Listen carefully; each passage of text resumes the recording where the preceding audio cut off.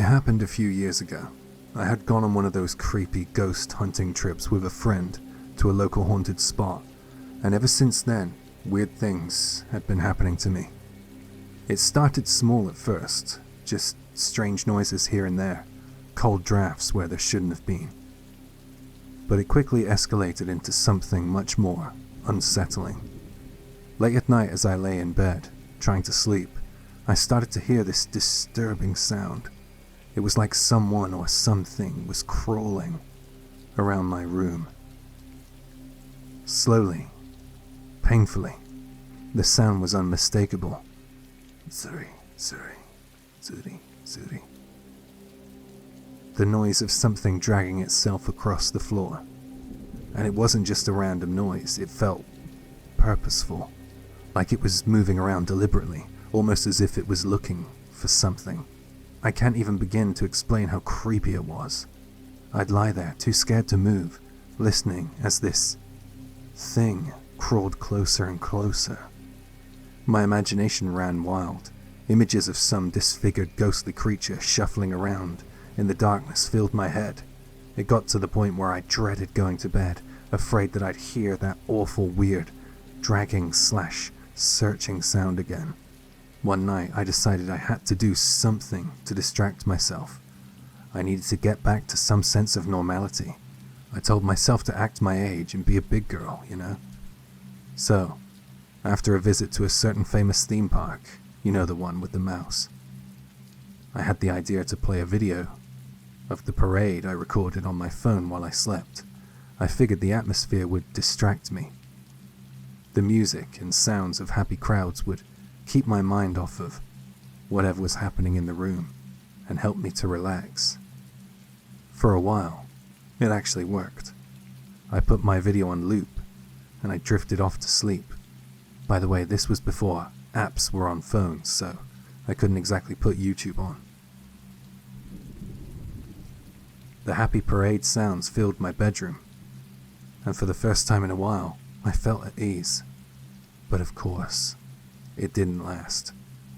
A few hours later, I woke to that familiar sound. Zuri, zuri, zuri, zuri. That dragging noise creeping across the floor again. I froze. Even though the sounds of Disneyland were still playing in the background, the sound of someone or something crawling around was unmistakable.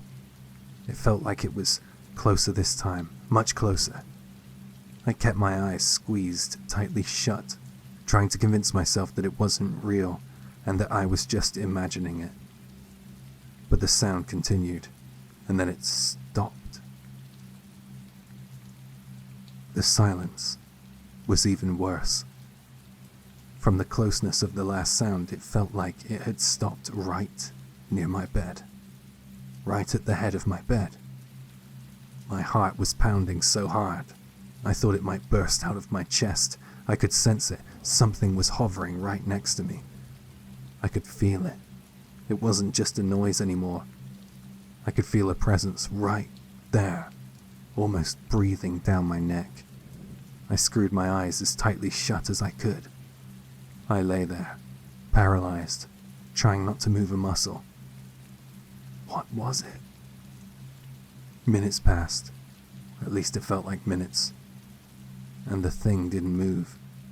I started to wonder if I'd been imagining the whole thing, or maybe whatever it was had left. But then, out of nowhere, I felt it. The presence was moving closer. I could sense something leaning in, as if trying to get a better look at me. It was right next to my face now. So close I could almost feel it. I was terrified, but at the same time, a part of me was curious. What was this thing? Was it really my imagination? And after what felt like an eternity, curiosity and frustration started to outweigh my fear. I couldn't just lie there any longer. I just had to know what was happening. I had to see it. So I slowly cracked open one eye, just a little bit, and glanced towards the head of my bed, where I could feel the presence. And there it was, a figure. Barely more than a silhouette, really. It was like a dark, shadowy mist, roughly in the shape of a person, hovering right next to my pillow. The vague outline of a face was just there. I gasped silently, every nerve in my body screaming for me to get up and run.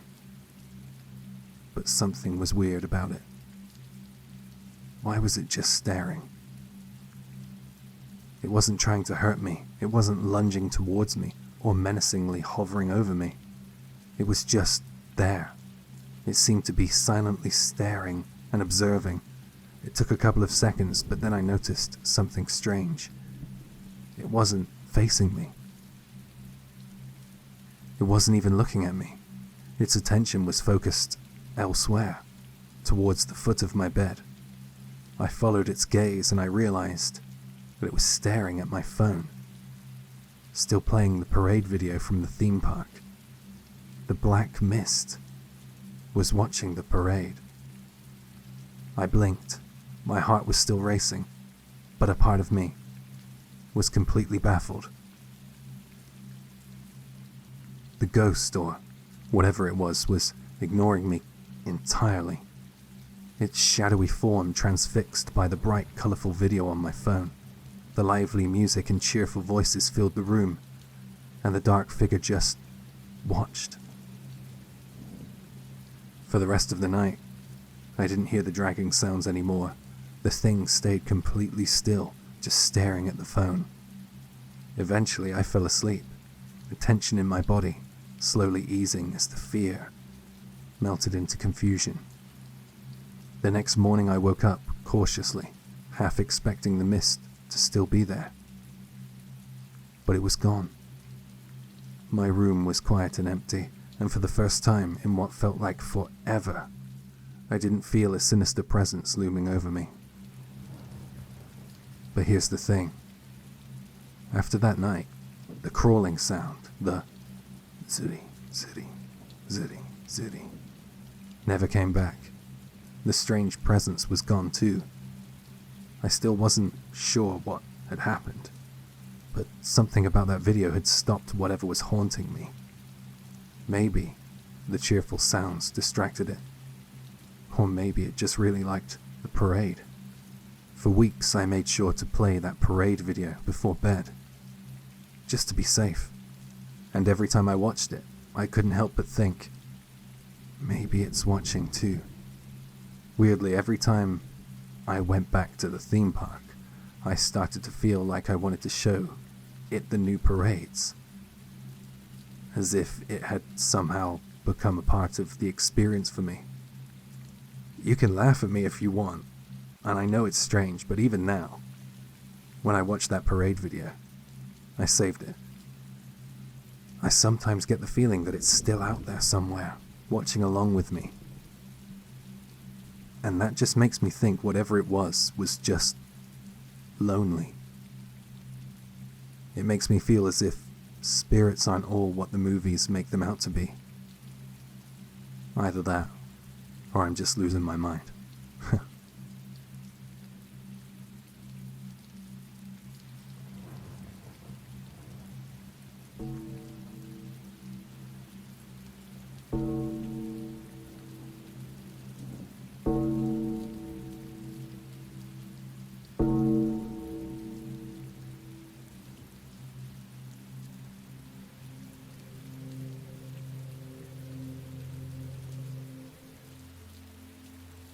This happened when I was a university student, living alone. I didn't really recognize how much money student life cost. I didn't really get any money from home. I needed some cash coming in, so I worked part-time at family restaurants and convenience stores, but then I found out that tutoring pays well, and it's a bit less demanding. So this is a story about when I used to work as a tutor, and I ended up going to teach a lesson in a seriously messed up house. Okay, let's get into it. But here's the thing. Signing up with a tutoring agency seemed like a hassle with all the registration stuff and paperwork, so I thought screw it. and I just made some flyers myself. I got permission from the people around the neighborhood to put them up. It said something like, tutoring in English and Japanese for middle and high school students, 3,000 yen an hour. Contact me at ... A few days after putting them up, I got a call.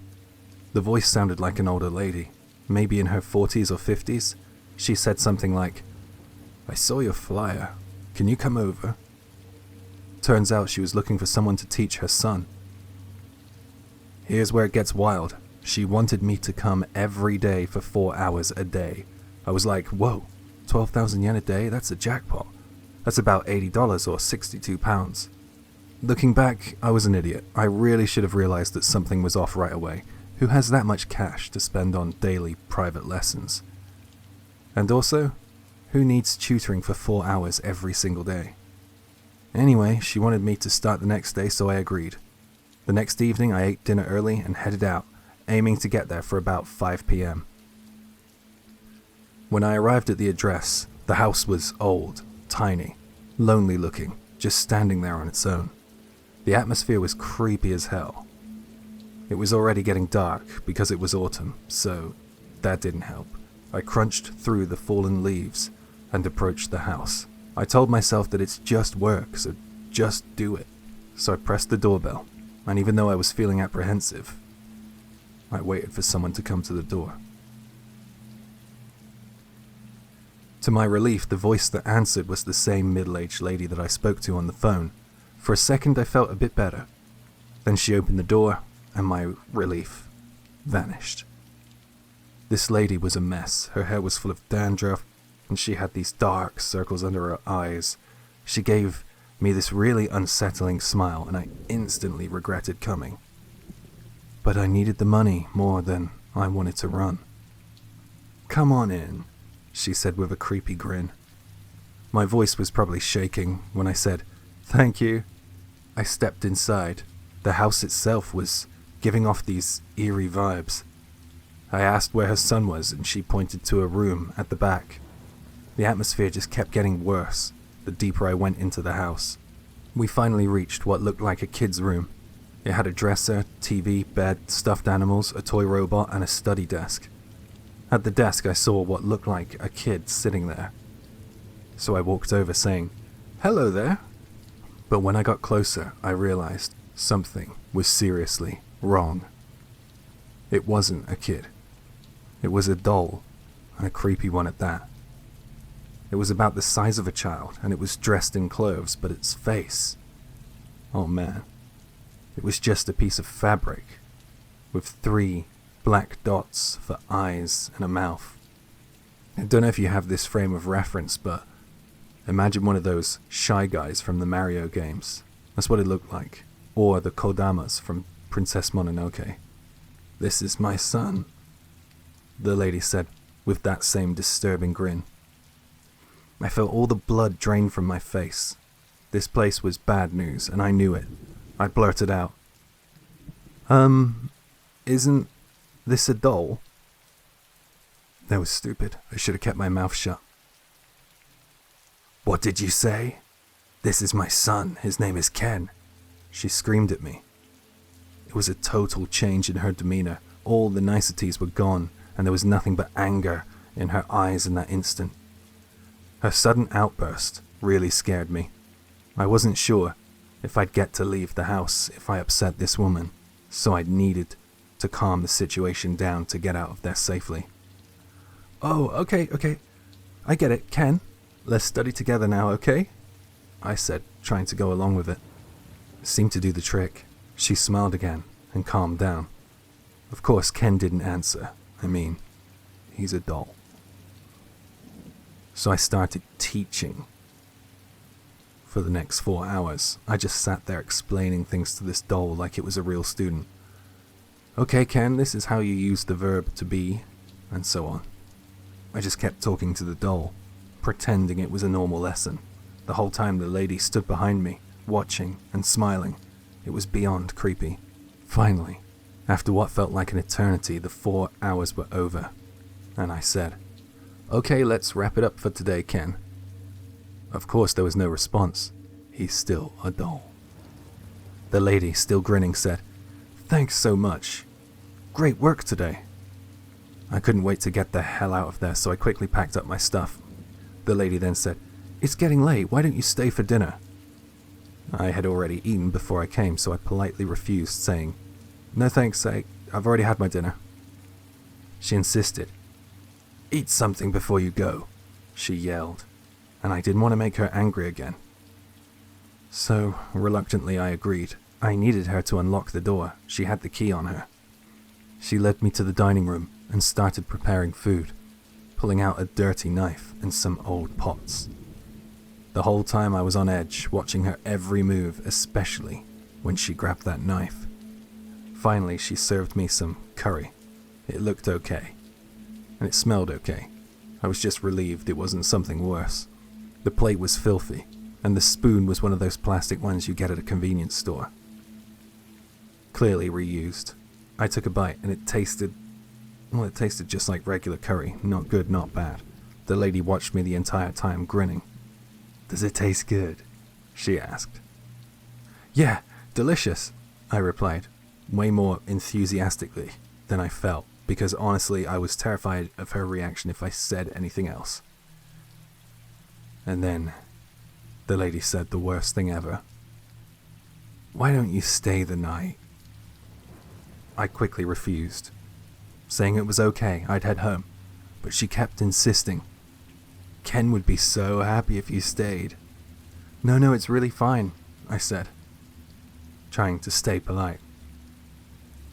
And that's when she snapped again. "You'll stay the night. You can't just leave Ken alone." I was trapped. Staying seemed like a terrible idea, but making her angry felt like a death sentence. So I said, "Okay, I'll stay." But in my head I was already planning to run as soon as I could find a chance. She laid out a futon in Ken's room for me to sleep on. Sleeping next to that creepy doll was the last thing I wanted to do. But I had no choice. Before she left, she gave me a warning. "The bathroom's next to the dining room, but don't go upstairs." That only made me more curious about what was up there. After she went to bed, I lay in the futon, waiting for her to fall asleep so I could sneak out. I had no phone with me, which sucked because I couldn't call for help. I waited for hours, and at some point, I must have fallen asleep myself. I woke up at around 1 a.m., and I figured she must be asleep by now. It was time to make my escape. I grabbed my stuff and started creeping towards the front door. I decided I would at least try to get out through that door, if not, a window on the ground floor. Just as I was about to reach the door, I heard a voice from behind me. "Where do you think you're going?" I froze. I turned around, and there she was, sitting cross-legged on the floor, watching me from the darkness with that smile. "You're not trying to leave, are you?" she asked, grinning. I froze. She was sitting there in the dark, watching me. She had been there the whole time, staring at me with that same creepy smile. I panicked. I bolted upstairs, despite her warning, flinging open a door at the top of the stairs, only to find myself in a room full of dolls. Shelves and shelves of dolls, all with the same blank faces and black dot eyes and mouths. And then I heard something. A terrifying shriek came from the back of the room. I turned and saw someone, with a massive head and bulging eyes. It gurgled like a drain. It wasn't a doll. It was alive. I freaked out. Without thinking, I jumped from the second-story window and ran. I didn't feel any pain at the time. The fear was too much. I ran like my life depended on it, not stopping until I reached the main road. I couldn't sleep that night. My legs started to hurt so much that I had to go to the hospital the next day, and I had seriously damaged my left leg. I never went back to that house, obviously, and I never took tutoring jobs from strangers again. I'm still not sure what I saw that night, and honestly, I don't want to know. I moved away from there, and I never went back again. I don't want to go there. I wonder what that was, the last thing I saw in that room. Hi, Jay here. There are a couple of comments in response to this post that are quite interesting that I'll share here. I think that guy upstairs was the real Ken. And since he was disabled, his mother was using the doll to escape reality. It must have been scary, but I'm pretty sure Ken was the one locked up on the second floor. Maybe those noises he was making was just him happy to see a human after a long time.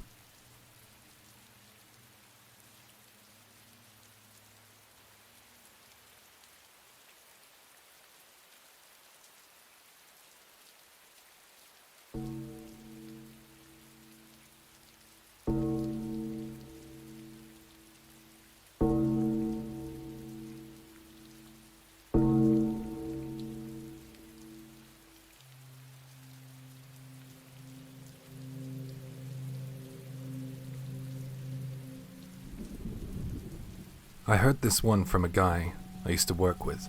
He's given me permission to share the story. So here we go. A male university student was moving to the city and was looking for a cheap apartment. As a student, money was tight, so the priority was finding something affordable. When he went to a real estate agent and asked for options within his limited budget, the agent almost instantly recommended an apartment that was shockingly cheap. It seemed too good to be true. The location was excellent, the room was spacious, and the rent, ridiculously low for that area. Suspiciously low. The student, he couldn't help but wonder if something was wrong with it. Maybe there was some structural problems, or it had some hidden defect that wasn't obvious at first glance. Still, on one drab evening, in autumn, he decided to go check it out, expecting to find cracks in the walls, water damage, crazy neighbors, or some other glaring issue. But after a thorough look around, everything seemed fine. Nothing felt off, at least, not yet. Then it came to him, what if it's one of those apartments? You know the type, places with a tragic past, where something awful happened, the kind of place that people believe is cursed or haunted. It's not uncommon to find stigmatized properties, or homes with a history, renting at lower prices. The thought lingered for a moment. But the apartment was perfect otherwise. He really needed that place, so he ignored the nagging feeling he had about it and signed the lease. That night, he finished moving in. The apartment was a little drafty, and it was the middle of autumn, so the breeze wasn't exactly welcome. After a long day of moving, he was ready to crash out. Exhausted, he crawled into bed, turned off the lights, and tried to settle into the unfamiliar space. It was quiet, eerily quiet, actually. But he just chalked it up to the neighborhood being calmer than he expected. Just as he was starting to drift off, he heard knock, knock. A soft, rhythmic tapping echoed from the front door. His first thought was maybe it was someone in the building coming to say hello. Or maybe it was the landlord checking in. After all, it was his first night there. He dragged himself out of bed, shuffled to the door, and checked through the peephole. No one was there. He opened the door anyway, looking up and down the hallway. Empty. Feeling a little uneasy, he tried to brush it off. He closed the door, locked it, and went back to bed. Maybe it had been the wind, or maybe he'd imagined it in his half-asleep state. But no sooner had he pulled the blanket over himself, the knock came again. Knock, knock. This time it was a bit louder. Annoyed now, he got up more quickly, yanked open the door, and again, no one. The hallway was empty, the building was silent. It wasn't a prank, there was nobody in sight. Feeling unsettled, he locked the door again, double-checking this time. The sense of unease was starting to creep into his chest. But he convinced himself that it was just nothing. His mind was playing tricks. Moving into a new place could do that, right?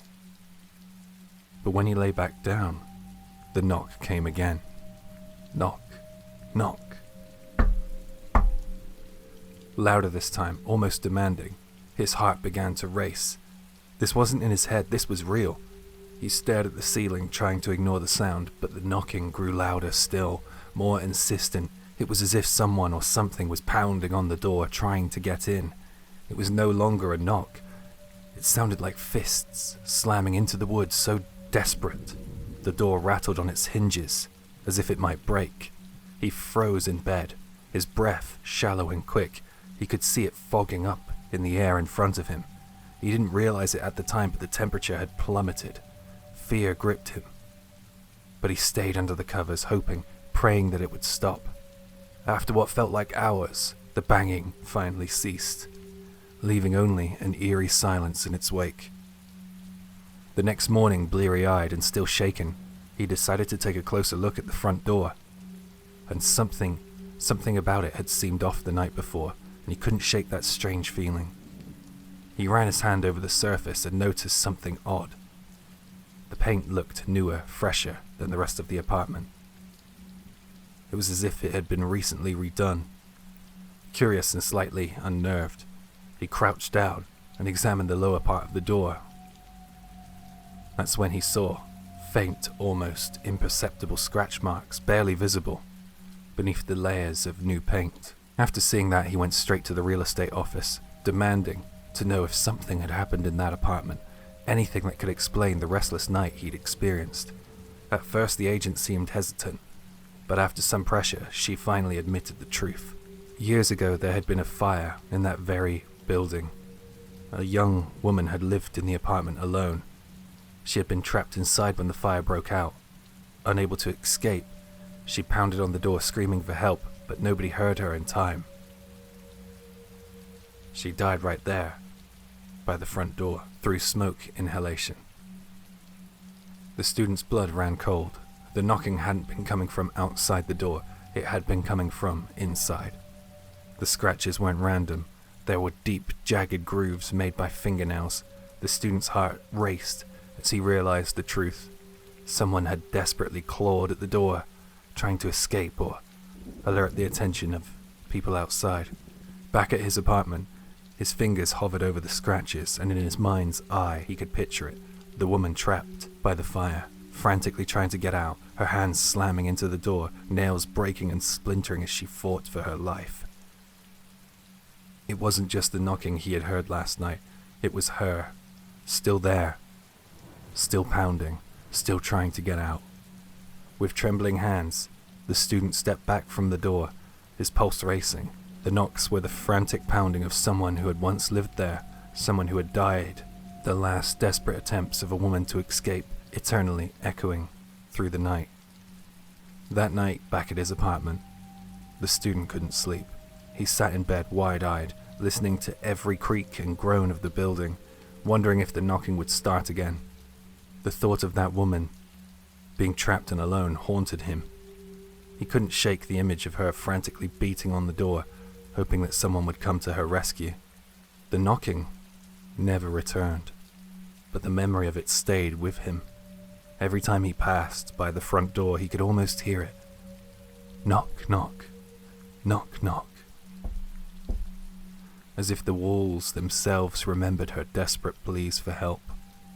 Even though he stayed in that apartment for the rest of his lease, he said he never quite felt alone again. Sometimes late at night, he can still hear it, the faintest knock, knock, echoing in his mind, as if the woman's spirit still hasn't found her way out.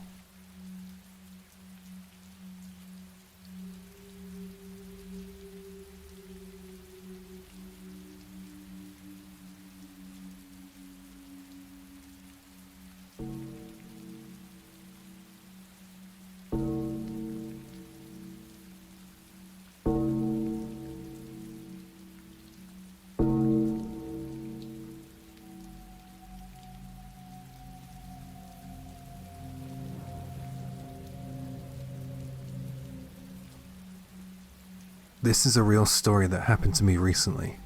I was staying in a hotel in the Kanto region with a friend. We were in a twin room, and we were staying up late talking until about 4 a.m. Finally, we decided to go to bed. Even though I was completely exhausted, I just couldn't sleep very well. I ended up having a horribly frightening dream. In the dream, I was chased around the hotel by this middle-aged guy in a white work uniform. You know, the kind that you wear on a job site, kind of like overalls. The whole place had this eerie vibe, and I kept running away from him, all the way from the lobby to the room I was sleeping in. Just as I managed to get inside, lock the door, and think I was safe, I woke up with a start. I was gasping for air, completely drenched in sweat, but it wasn't like I had sleep paralysis or anything. Still, my whole body felt really heavy, like it was weighed down. After a while, I started dozing off again, and this time I had another dream. I was looking out of the window of our hotel room, and from the shadows of a distant building, I could see that same guy in pale-colored clothes coming towards me, getting closer. Every time I glanced out of the window, he would disappear, only to show up a little closer when I looked again.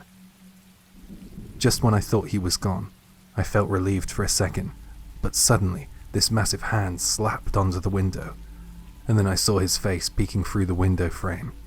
I screamed out loud and bam! Woke up again. I was so freaked out from having 2 terrifying dreams in a row, I sat there in a daze for a while, and when I finally calmed down, I glanced over at the window, and the curtain was open, about 10 centimeters. I swear, I had definitely closed that before going to bed. That sent a shiver down my spine, and I realized I was sweating again.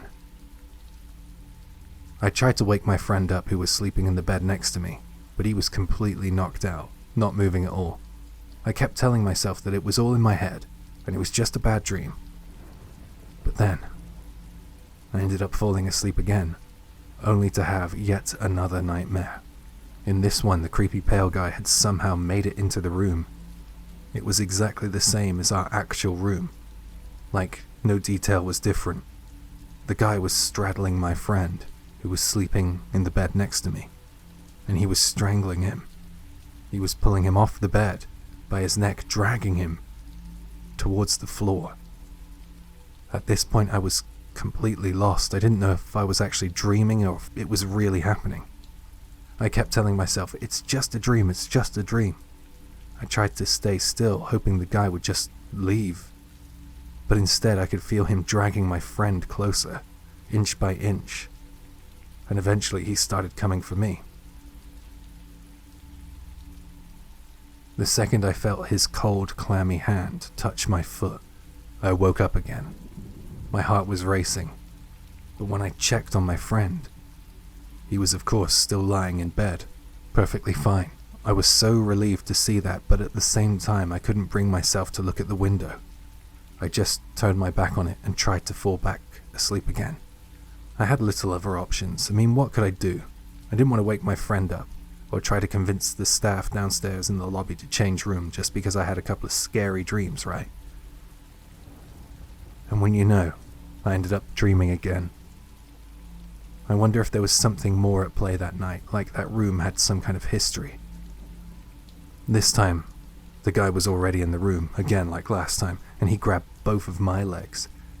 He dragged me off the bed, and he started pulling me across the floor. The carpet scraped against my skin as he dragged me towards the window. I tried to struggle, but he was insanely strong, and no matter how hard I fought, I couldn't break free. Right before the window, there's a mirror on the wall, and I was being dragged past it. I could see my left leg getting pulled into the mirror. The thing is, in that hotel, both walls near the window have mirrors on them, and it creates this kind of infinity mirror effect. Inside that mirror was another pale, middle-aged man, and he grabbed my right leg. And just as he did, I woke up again. The dream felt so real. I was so terrified to go back to sleep, I just lay there, trembling, until the sun finally came up. In the morning, I told my friend about everything that happened. He said he didn't wake up during the night, or open the curtain. Before we checked out, I noticed this bright red mark on my back that definitely wasn't there the day before. That totally freaked me out, because to me it looked a lot like a carpet burn. I felt so grossed out, I went to a shrine afterwards to get cleansed. I don't even have any kind of sixth sense or psychic ability, and I've never experienced anything like that in my life, but man, I just had to write that down because it was so unsettling. I don't know if it was just a nightmare or I was overreacting. I really am not sure. I just had to get it off my chest.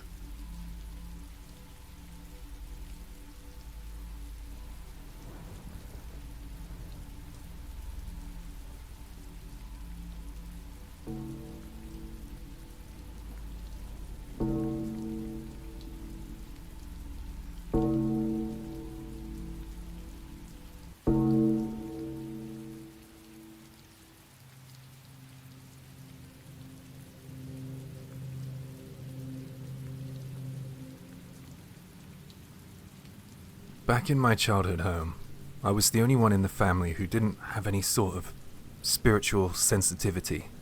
Everyone else had a little something, especially my mum, who had these predictive dreams that would often come true, but that's a long story for another day. When my dad passed away at the age of 60, I was living on my own. After we got through the funeral and everything, life slowly started to get back to normal. But not long after, I began noticing something odd whenever I used the bathroom in my apartment. There was this strange smell that would show up from time to time. Not that type of smell, come on. It wasn't there every day, but when it was, it came in two distinct forms. Sometimes it was the smell of cigarette smoke. Other times it was this unpleasant, almost familiar odor I couldn't quite place. But I knew I smelled it before. Now what made the cigarette smell so strange was the fact that I don't smoke, and neither did any of my friends who came over. There was no reason for that smell to be lingering at my place. And as for that weird, familiar odor, I couldn't shake the feeling that I should know exactly what it was, even though it didn't make any sense at first. After thinking hard about where I'd come across it, it finally clicked. That smell reminded me of my dad. Now, my dad was a big drinker.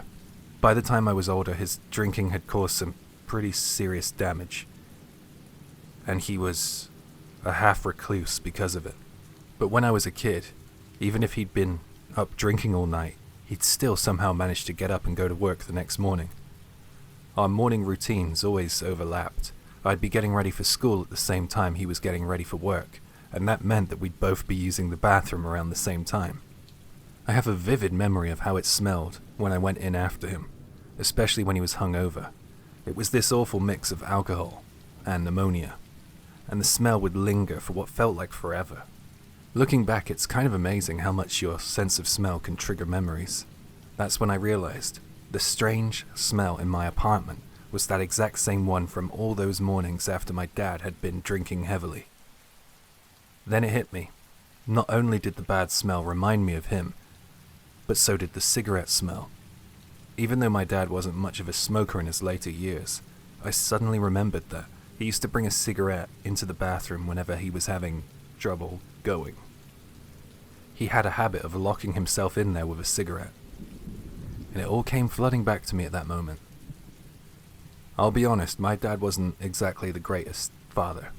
He struggled with alcoholism and had a pretty volatile temper because of it.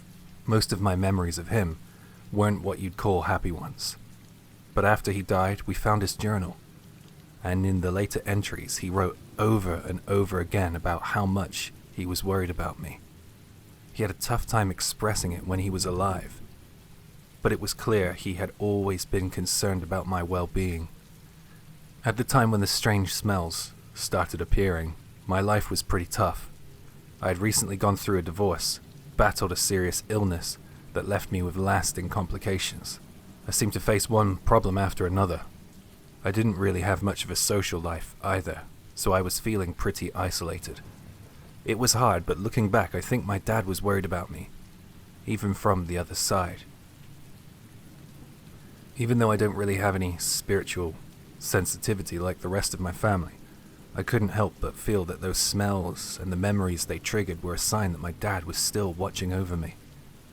For a few years, that sense of his presence hung around, but something interesting happened after I met the man who is now my husband. Once we started living together and eventually got married, those strange smells and that lingering feeling disappeared. My husband joked, "Your dad must have given me the seal of approval."